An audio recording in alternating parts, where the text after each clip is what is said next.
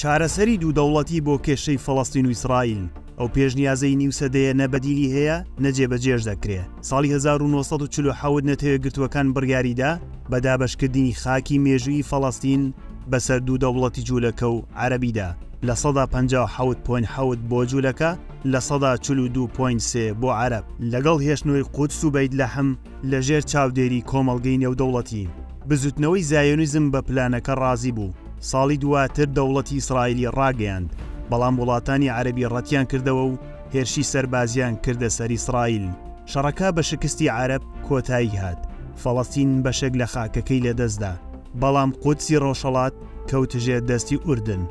ساڵی 1967 گژجەکان سەریان هەڵدایەوە. ئیسرائیل هێرشێکی لە ناکاوی کردە سەر میسر، ئوردن و سووریا.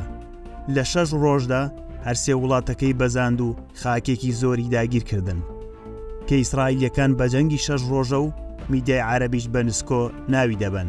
لەو شەڕەدا ئیسرائیل کەرتی غەزە و کەناری خۆر ئاوای لە فەڵەستین گرت لەگەڵ نیمچە دوورگەی سینا لە میسر و بەرزاییەکانی جۆلان لە سووریا.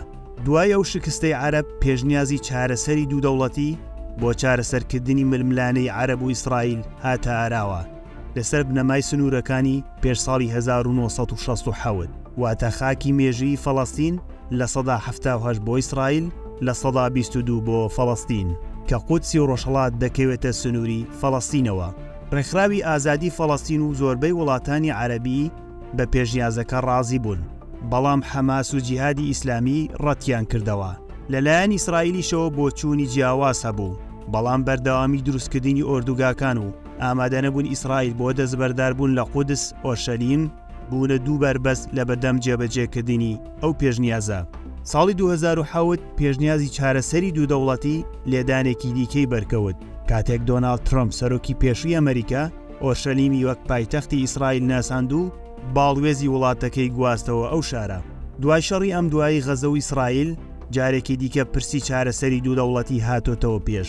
بە بۆچوونی تۆ دوودەوڵەتی چارەسەری کێشەی فەڵەستین دەکات؟